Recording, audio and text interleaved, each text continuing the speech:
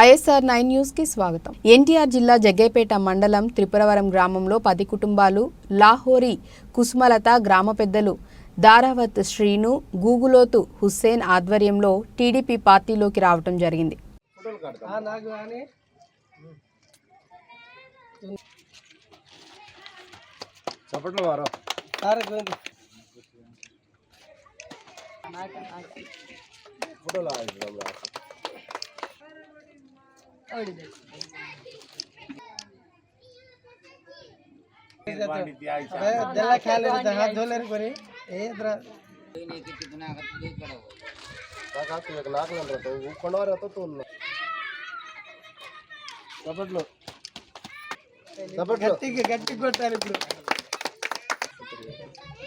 Okay ma'am. Okay ma'am. Sure.